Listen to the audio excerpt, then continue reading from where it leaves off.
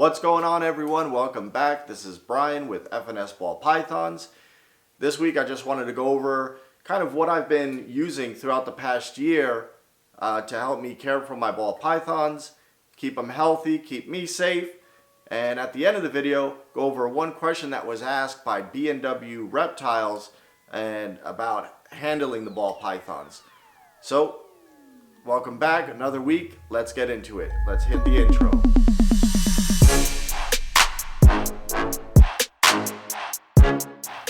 Well, alright, these are not all the items that you have to have or should have. These are just things that I've used throughout the past year. Some I used in the beginning and I don't really use now. And there's probably a bunch of stuff that maybe I'll figure out I'll need later on. I just haven't crossed that bridge yet. But to get starting off, kind of like in the beginning, the first things I did get were like, kind of like protective stuff. You know, tongs to feed rats. When I first started, I was doing frozen and, you know, heating them up and getting them in there. Now I feed live, so I really don't use these much anymore. I just kind of grab the rat by the tail, dump them in a tank, and you know, they're just here, just in case, I guess, but I really don't find myself using them much. Same with the hook. You know, in the beginning, it was a little apprehensive. You know, grabbing the snakes, it was new. I enjoyed them, but I didn't want to get bit. And since I never knew what that felt like, it's kind of scary. So, you know, I try to use this to get them out. And now, again, I most times don't even know where this is anymore. Another thing that I don't use much or at all is a glove. And then I had a few snakes that were real feisty in the beginning, so I would put the glove on, have the confidence to go grab them, take them out, put them in my bare hand, remove the glove and hold them. But you know, they would, one of them in particular would just constantly even bite the glove. So she was a really aggressive one. And I'm kind of gonna go over some of that with the question I'm gonna answer for B&W Reptiles. Another thing that I do use pretty much whenever I get a new snake, a new bin, is a heat gun. These are great. So as you see, I have the thermostat set up to a heat mat underneath the bins. But when you set that thermostat up, you don't know what the heat is on the surface of the interior of the bin. So these are great just to get a good reading of a you know, 90-degree hot spot. So you adjust your thermostat to whatever it needs to be to create that 90 degrees. And this tool is excellent to figure that out. You know, you just, something simple, but you want a spray bottle with water just to keep the humidity right, to spray it down when you need it. That's kind of like a no biggie. Scales. Now, hopefully this might help some people. You know, as you're growing your snakes, you want to keep track of their weight, see how they're doing. If they're not eating, kind of monitor them, make sure they don't lose too much weight. Now, this was the first scale I bought. It works fine, but the problem is it's very small. So you have a small snake, works great, but when they get big, it doesn't fit. So what I ended up having to do is basically go by a flat scale. And these are great because now I can just put the snake on here and weigh it. If it's really big or real squirmy, I have a big ball that fits on there, no problem. You just tear to zero out the weight once the ball's on there, throw the snake in there, and you're good to go. So if you can and you want to get a scale, try to look something that has a pretty big base. So it's just easier in the future as your snake grows to be able to handle it. Some of the other things I've picked up are chemicals. So this one right here is chlorhexidine or Dine, I don't know. But this lasts forever. It's about a 16-ounce bottle. You put an ounce of this in a gallon of water, and then from the gallon of water, I just pour it into another spray bottle, and I use this for spot cleaning, deep cleaning, whatever the case. Great to kill germs. When it dries, it's non-toxic, so you know, I can use it on the water bowls, spray them, get all the bacteria off, rinse them out, and we're good to go. Another chemical I use is the reptile spray for mite control.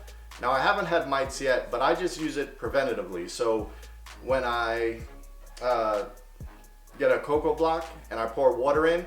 I usually pour a little bit of this in the water. I don't know if it hurts, I don't think it helps, so it's just preventative. And then when also I change out a tub, I'll spray this and mix it in before I put the snake back in, just to keep it safe. You know, try to fight it before it even happens. And the other chemical I picked up actually just today. They just dropped it off in the mail because I just learned about it and I thought it'd be good to have. It's betadine or betadine. Excuse me. So it's basically like for first aid. So since I feed live, I've been fortunate. I haven't had any accidents yet. No snake's been bit or hurt. But if it does happen, this is one of the medications you could dilute in warm water, soak the snake in, and help them heal throughout their sheds. So again, I have never used it, but I just want to stay ahead, and once I learn about something, if I feel I need it, I try to go pick it up. I mean, that's really it. I guess a little side note is paper towel. You're gonna go through this like water. It gets really expensive, so if you can pick it up at a big box store, and try to get the ones that you can basically have smaller sheets.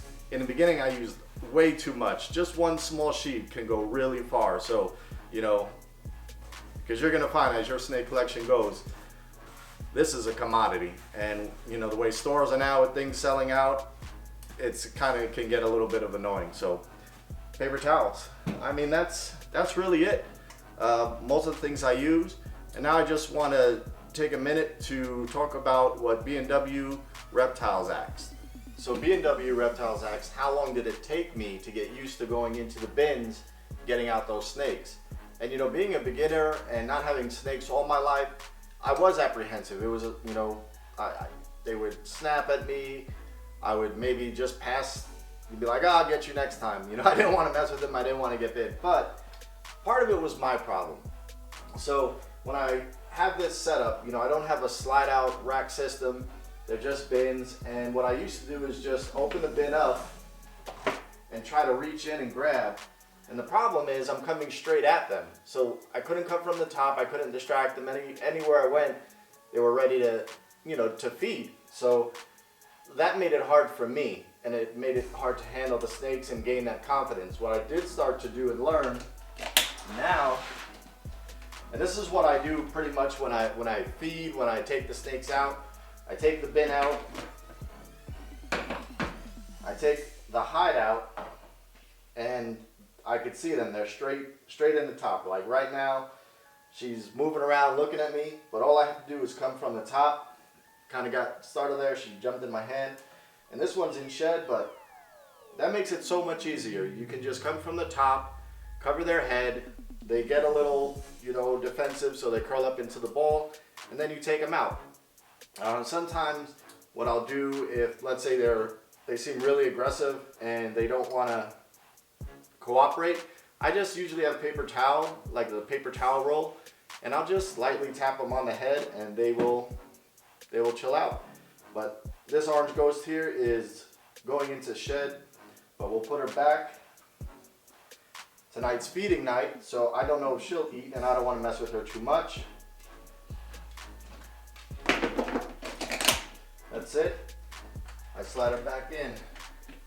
And that was really what made the difference for me, was more of how to get them out, and that's how I gained the confidence, and now it's really not a big deal. So appreciate it, B&W Reptiles, for the question. I hope that helped. You know, I'm trying to do these videos every week. I'm pretty good on ideas, but honestly, I'm kind of running out. So if you have any questions or any ideas of videos that you'd like to see, please write them in the comments, let me know. You know, I'll try to do another video next week. Please like, share, subscribe, and we will see you then. Thanks a lot.